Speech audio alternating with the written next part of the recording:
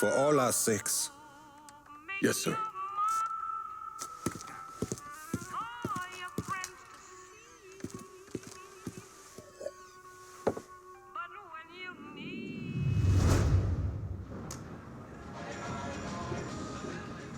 Native Son! Welcome back to Native Son, dear listener. Well, that was a much-needed break because old Remy had to put a little more fuel on the fire today. Thankfully, my producer, Gilbert. Thank you, Gilbert. Was kind of... Tasty patisserie. Just hits the spot. You all out there know what I'm talking about. Yes, you do. Oh, and Nancy wanted me to remind you that Tasty Patisserie is still filling orders for king cakes for the upcoming Mardi Gras festivities. Now, you tell her Remy sent you, and it's buy two, get one free. Can't beat that. So go on over there and tell her I sent you.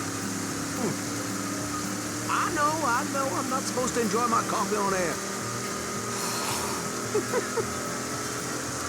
Oh, Gilbert's turning red, folks.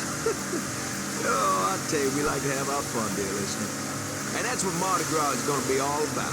Good old-fashioned New Bordeaux F-U-N. And if I sound a little enthusiastic, well, I'm sorry about it. But I am. I've talked before about being honored to be part of the crew of knights for the 10th year running. We got a heck of a float planned for y'all, and we have spared no expense in strutting our stuff. Now, this will be my first crew since my daddy died last year. Dear listener, you know how important Mardi Gras was to him. God rest his soul, he was one of the crew of Knights founders.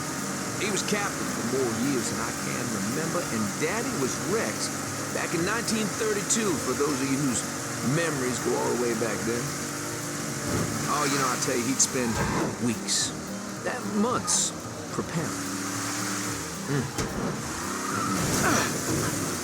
More than anything else, it was the tradition, the feeling of being part of something, of this city that he loved so.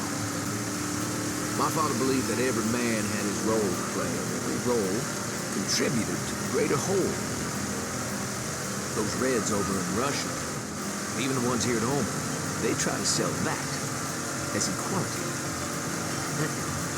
No, sir. There's always going to be a king, and each king has his day. I'll tell you, that coffee sure is fine.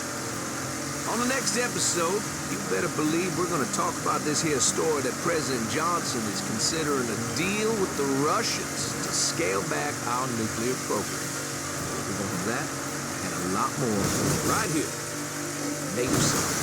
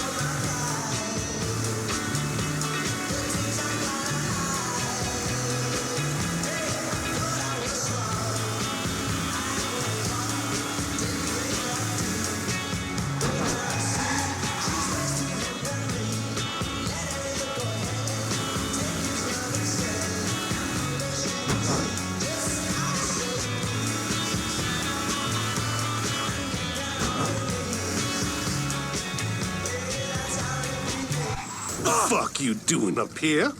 Help goes into the back. I'm here to see Mr. Marcano.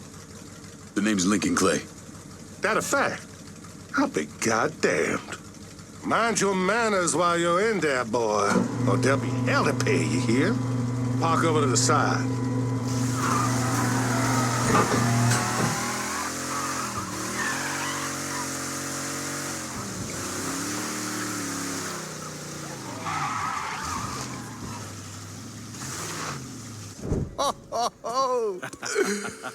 Lincoln Clay! Christ, man, get a look at you.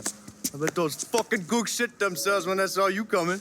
Been a long time, Georgie. Oh, no shit, it's been a long time. I think the last time I saw you was that night over in the French ward, right before you shipped out. Damn if that wasn't a gas. Oh, I seem to remember me and Ellis running from the cops, and Danny ending up in the drunk tank. Hell, man, I bailed him out. Besides, it was worth it to knock the hell out of them cracker assholes. Smoke? Sure. Oh, man. Sammy said Mr. Marcano wanted to see me. Mr. Marcano? Shit. Make him sound like a goddamn lawyer. You just call him Sal. Come on, he's in the back.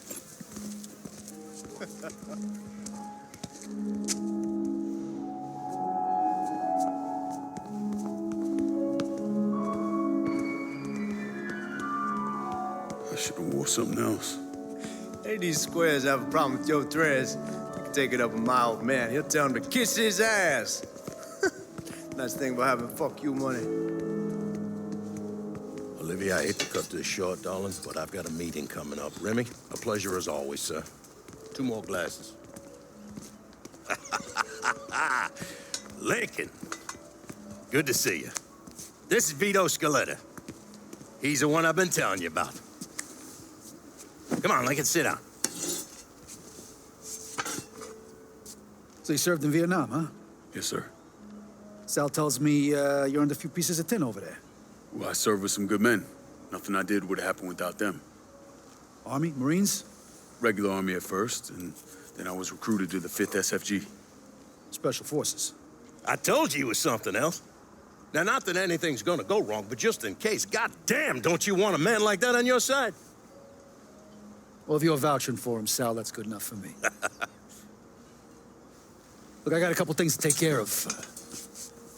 Thanks for the drink.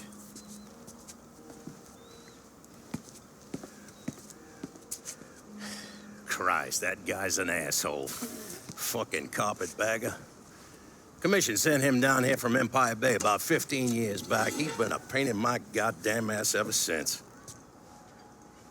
Well, I guess you're wondering what this is all about. Yeah, Sammy didn't tell me too much.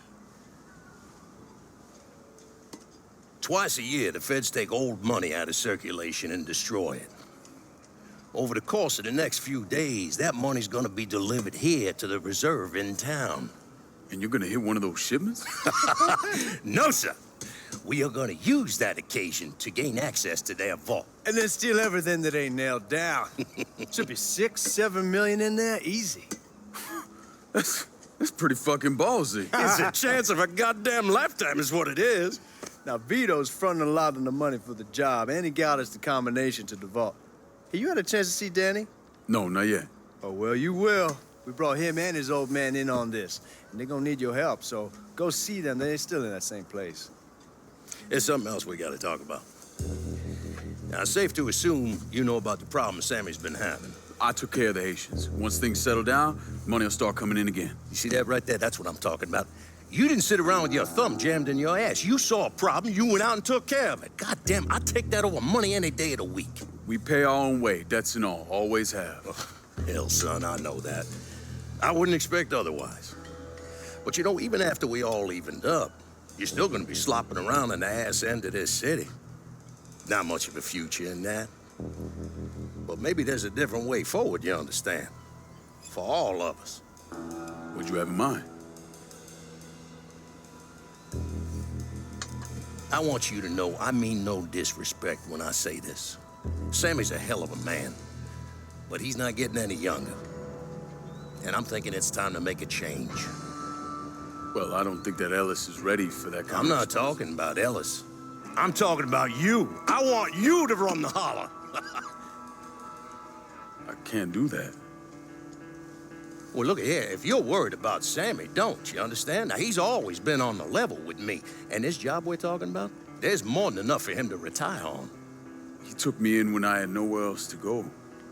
Treated me like a son. I'm sorry, Mr. Marcano. I can't do that to him. Well, shit, son. I'd be lying if I didn't say I wasn't just a little disappointed. But I get it. You're loyal, which is something that is scarce these days. Do you